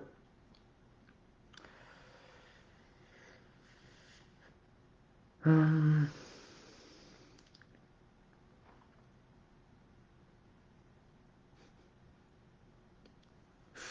Money again. Uh, yeah, a lot of people are making, the NDEB does not profit. This is a not-for-profit organization at the end of the day. So, but in terms of mental and emotional stress, yeah, a lot of us do go through that. That's true. But it's important to know that it's not that they are bad people trying to make money and they're making us suffer. No, the truth is they are good people who are trying their best, and there may be some, and there are some issues with the process that are affecting us negatively. I hope you see the distinction between those two viewpoints because it is crucial to addressing this issue going forward. So, yeah, that's important. We need to create a group to help ITD's mental health. We are trying to do that. I want to. I'm going to reach out to mental health experts and try to get them to create some content for us or appear on Facebook Live or something like that because it's a huge issue for ITDs dealing with mental health. One, for their personal health, and the other aspect is also for exams. Um, a reason why a lot of people fail exams is because they panic. Mental health is a huge part of that, so stress coping mechanisms are important. So, as an organization, that is something that we are going to work on going forward. We hope we can provide you content that will help you with your stress management. Fairness, how can they judge Irish, American, Australian, New Zealand, and Saudi dental grads? Again, it's about accreditation. So based on their accreditation standards, those schools are equal to Canadian schools, and the way they do this is called mutual recognition agreements. So basically, like let's take for the states, the United States example, their accreditation body is CODA. So basically, the two accreditation bodies speak to each other and they say, okay, CDAC recognizes CODA, CODA recognizes CDAC. Obviously, it's more complicated than that. There are some required visits from like the CDAC to go to American schools to assess them, blah blah blah. I don't know the full details, but that's kind of how it works. If you want to get into the question of accreditation, that's a completely different discussion. Live discussion would work with them. I'm gonna try to set that up. I hope they would agree. I think you guys would like that. Let everyone go through ACS and a blind assessment.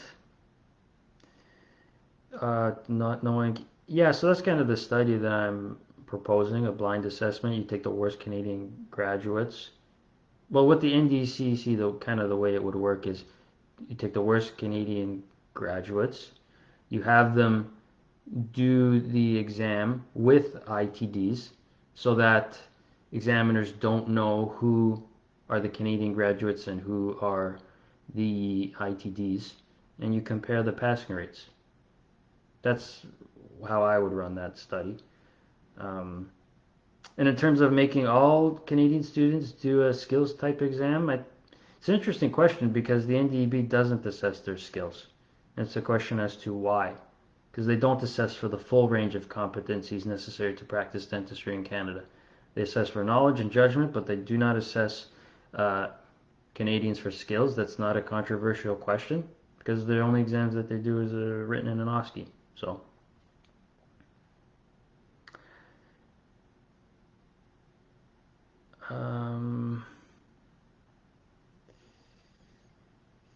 Accelerating the timeline of the equivalency process. Well, in terms of the timeline, what are the variables? How? 1 second. I need to get my phone charger.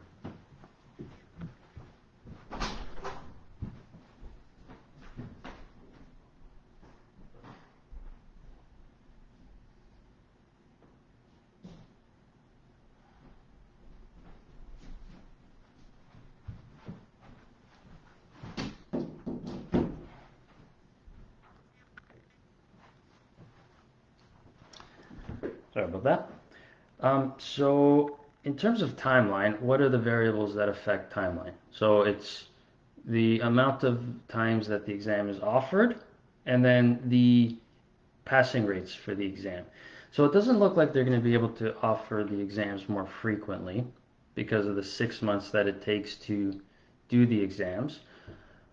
I think when it comes to speeding up the process, that's why this issue of fairness is important. Should the passing rates be as low as they are? If they are unreasonably low, that means that people are failing when they shouldn't be, which means that the process is taking longer for them. Or people are failing 3 times and being removed from the process who shouldn't be. So that's why the passing standards argument is important. It's kind of crucial for everything. That's kind of why we're stressing it so much. So in terms of speeding up the process, doesn't look like they're going to be able to offer it more frequently. So it's a question of the passing standards. And is it reasonable for a higher percentage of people to pass the exam the first time?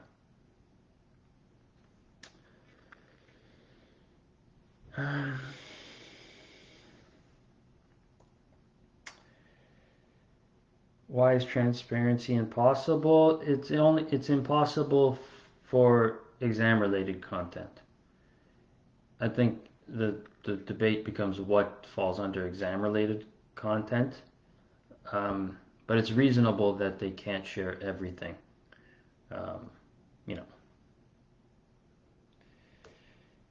They don't share right answers. How is that transparent? Yeah, I mean, I don't see why they couldn't release an answer key to the released questions online. I don't see how that would be an issue of transparency.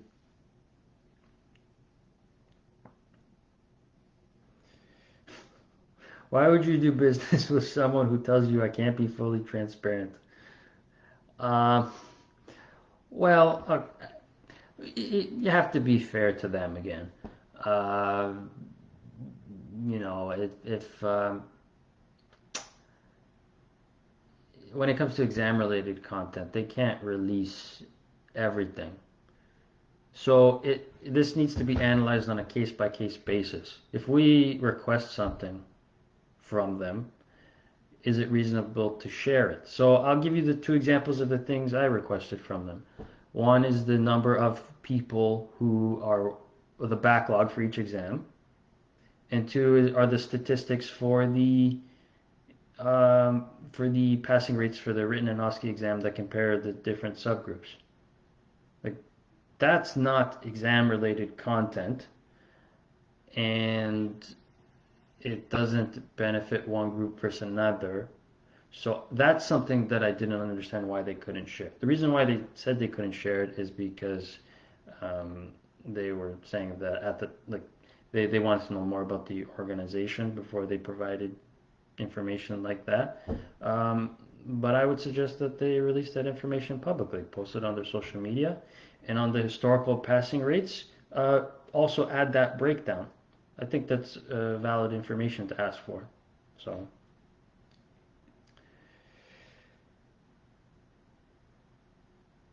I feel that they think we don't go to school as long as Canadian graduates. We don't pay as much for they try to make us pay. They think of us as different to Canadian graduates. They kind of said it. Like, they consider us to be two groups that can't be compared. So they do think of us as different, which is under the definition of fairness that I read is not acceptable. So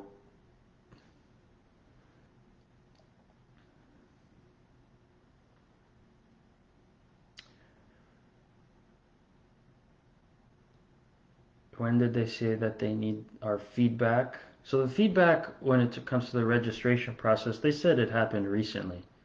I don't know what recently means. It sounds like it happened within the last couple of years because they said they were doing it when the process was taking up to a year for some people and common mistakes were being made. So I would assume that would be within the last couple of years. Um, yeah, my suggestion was to them was to also do that for the exams, to do that for the AFK, ACJ, and ACS exams. I hope they do. And if they do, you all need to register and provide your feedback and show up because that's important. What about the new format criteria? Do 7 projects in one day. No idea about day 2. We don't know too much about the breakdown. It looks like all the skills are going to be on the same day.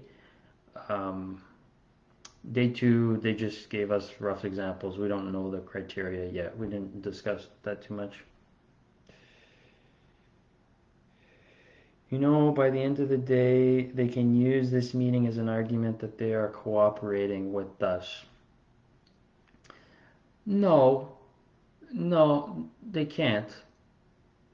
Because we have genuine points that we're arguing. And we are arguing them in a fair way. And the requests that we're making are reasonable. So, when it comes to the exams, like I said, we give them credit. But when it comes to the COVID and the impact on the exams, you give them credit where they deserve it. You don't blame them in areas that were out of their control. When it comes to standard setting, there are genuine issues that we can point to. Like, it's not debatable. So they can't go and say, we talked to them, that's sufficient. No, they can't. Because we have genuine points that we can bring up. So, again, how do you negotiate with your bully? They're not bullies. They're not bullying us. They are good. They're good people. It's not. That's why I want them to speak to you. Um, and don't call them bullies to their face because they won't like that. And not that they're going to bully you anymore because you called them bullies. No, that's not how this works. Um, they are good people who have a hard job. They're trying their best, but there's issues that need to be addressed. And it's constructive criticism. And for the time being, they are working to fix those issues and they are receiving our feedback as to what those issues are. So that is fair. If at any point they are unwilling to speak to us, or they completely disagree with our points that have, valid claims to our points, then we can proceed to other mechanisms by which to address these issues. But, for the time being, they are being reasonable. They're not bullies.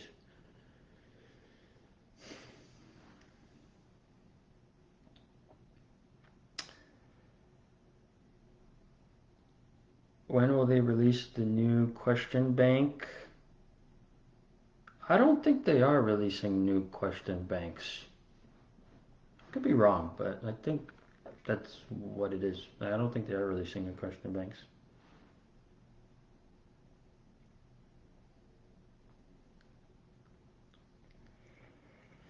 It's a good beginning now, but we need to increase our numbers for any results. I think you're talking about membership, so yes, please become a member. It's hugely helpful in when it comes to our discussions with the NDEB going forward, because they take us as more legitimate. So yeah, please become a member. These meetings should be recorded and in the presence of a lawyer. It's not time for that. Like, they are open and they're listening to us, and we'll see what their response is to this. If they think that this was a legitimate representation of the meeting, if my analysis was fair, let's see what they say. And let's see how they respond to our requests.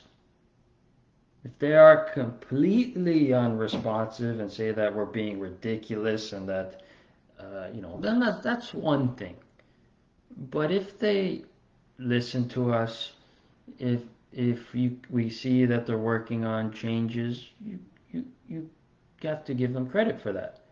And like I said, with the at the beginning, with the under the opportunity section, a lot of people complained a lot and said a lot of mean things to the NDEB because of that. But a lot of that really wasn't their fault, and they were genuinely trying their best.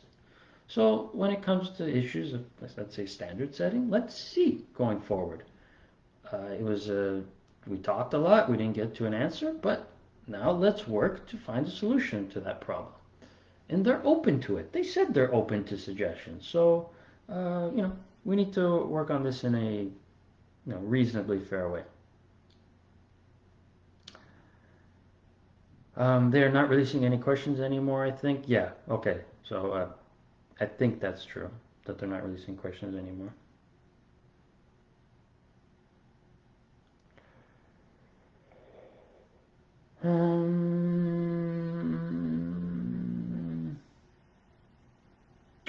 Should become members at least. So become members for the organization. Do that at itdaoc.ca, and also follow our social media. Both are important. So do both, please.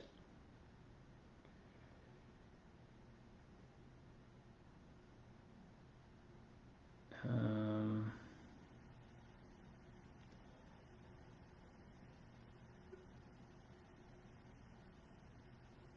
did they explain the reason why they're changing the concept of the ACS exam? Why they're changing the concept of the ACS exam? So there's multiple reasons. So one is to include the situational judgment component, which they deem important. Another is to reduce the stress of the examination by hosting it unlimited amount of times, by hosting it in their own center. What they did with removing Carrie's teeth, that removes a chunk of subjectivity from the exam, because each Carrie's teeth is not going to be identical. By doing the provisional crown on your own PFM, that removes the problem of undercuts on pre-cut teeth, which are a huge problem for people in the exam if you get one, because you can't do anything about it. Um, yeah, that was kind of the explanation of why they're doing it. Why they're doing it now? This was planned pre-pandemic. Like this was. It looks like this was the plan for a long time. This just happens to kind of be when it was uh, implemented.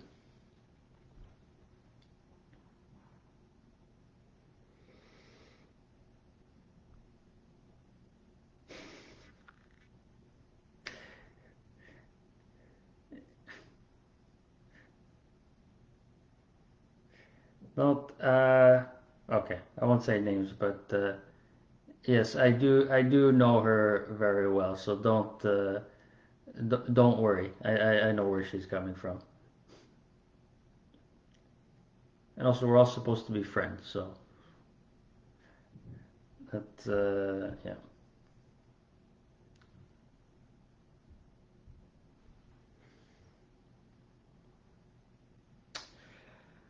Advice about materials, instruments, and skills. We don't know much about the ACS exam. So that information hasn't been released yet. It looks like it's going to be released sometime early next year. Like I said, we're going to provide, going to try to ask that we have some input over the materials and instruments. I think that's a fair request. Um, but yeah, none of that information has been released yet.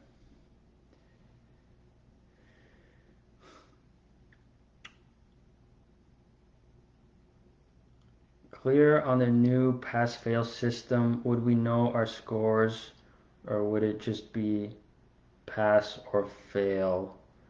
I think you I think it's just pass or pretty sure it's just pass or fail going forward. You won't know what your scores are.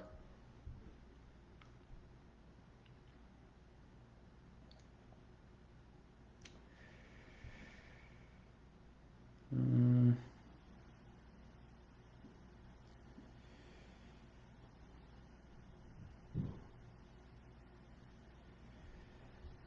about ACS, how did previous dentists pass with an E and two Ds? That's the standard as it was before.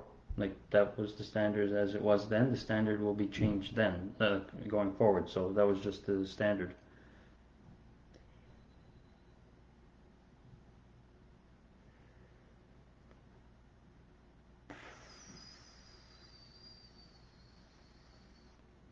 We are only three dentists and we come with a lot of experience. Yeah, that's true. And to be honest, that's probably going to benefit you when you finish the equivalency process and try to get a job, because you have a lot more experience, especially with, like, say, complex extraction or root canal treatments, and that's very important when you're looking for a job because you can advertise that.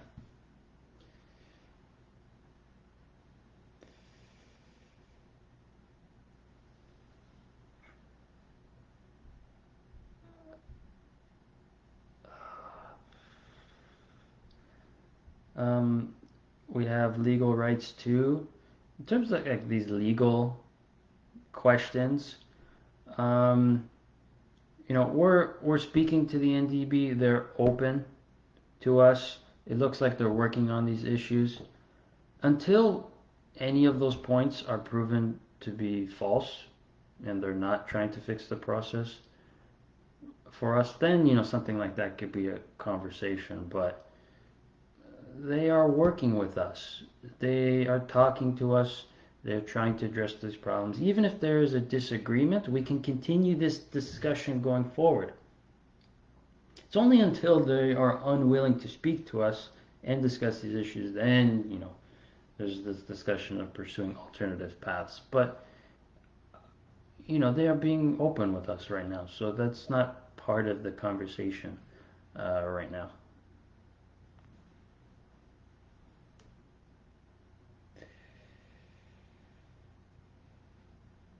If the questions are not being repeated and are being created new for every exam, they can share that info. Yeah, that's what it sounds like they're doing going forward to maintain the exam integrity. all exam content will be new going forward. And the point I was trying to make is that if this is the standard for the equivalency exams, this should also be the standard for the certification exams, meaning all their content should be new for every exam as well, to ensure that there is no issue with exam integrity for them. That's the point I was trying to make before. It needs to be fair for both sides.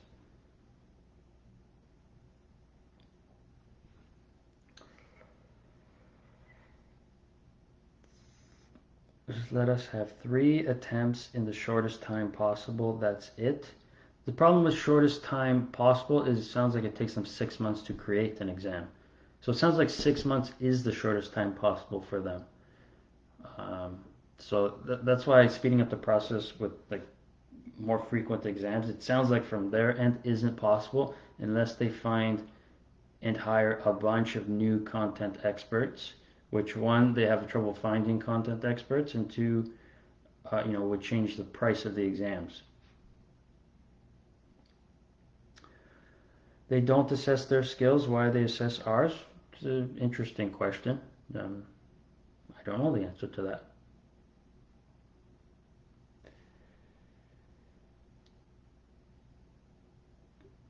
Go through exams. How can we do 7 projects in one day with the time restrictions? You know what? I actually don't think that's unreasonable. The 7 projects. I don't know. If you've been practicing for a while now, I think it's reasonable to do all of those projects in one day, especially if the criteria is going to be a little bit more relaxed. Because most of the time when working,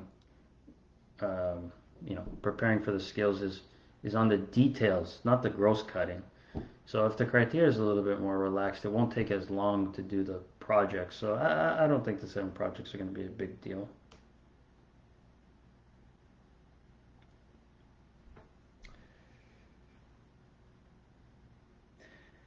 Difference exams between Canadian grads and ITDs.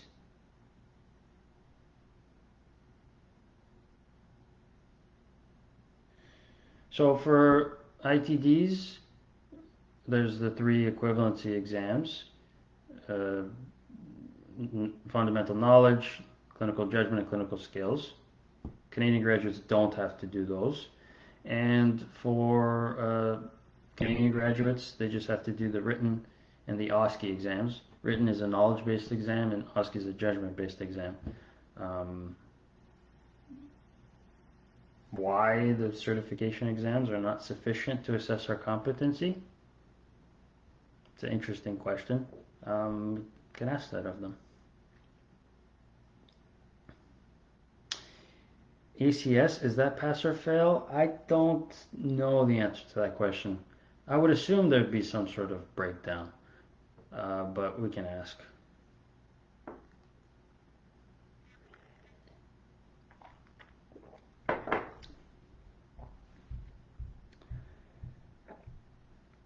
Canadian graduate get their skills assessment done at school here. So yes, that is true, but and that would be the claim of the NDEB. But it's the responsibility of the NDEB to assess their competency on top of what the skills are doing. Because if the NDEB is only reaffirming what the schools are doing, then what is the purpose of the NDEB in their exams? It should be a system of checks and balances. The NDEB is the final check for their competency. So, if the NDEB just takes the word of the schools that their skills are up to par, like, I don't know how they can say that they fully assess the competency of the recent Canadian graduate, because they're leaving out the most important part, which is the actual ability to do the work. And then if their argument is, the simulation is not accurate compared to patients, then why is it acceptable for us? So, and then, that conversation goes in circles. So Yeah.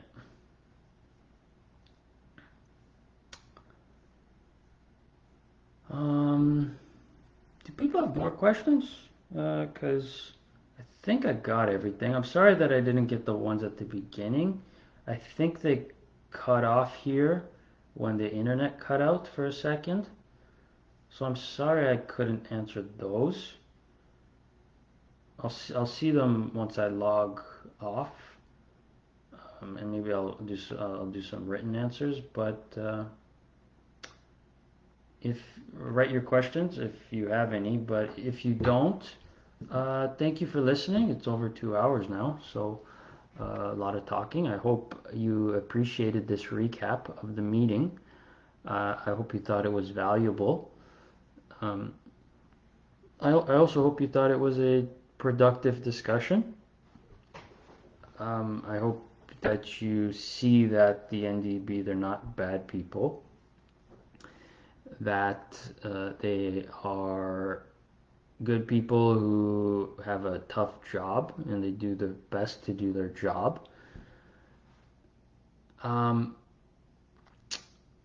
and our goal is to work together to fix these problems. I hope you see that some of the issues that we face are not their fault. It's been largely due to COVID.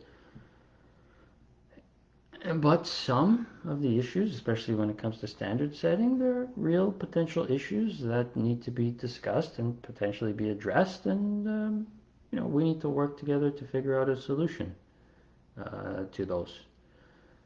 So I'm really optimistic going forward about positive changes for the process.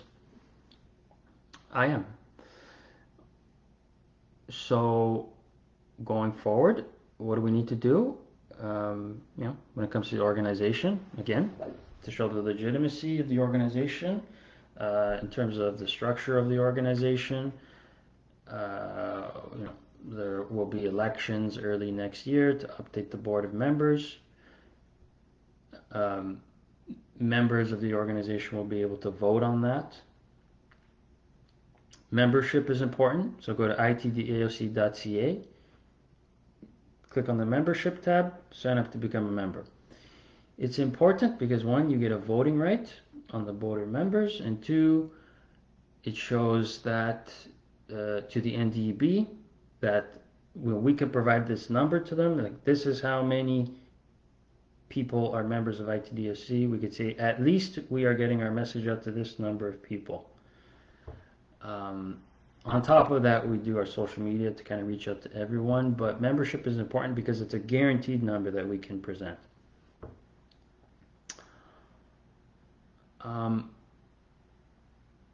Advocacy is also very important. Reach out to your political representatives on both the federal and provincial level.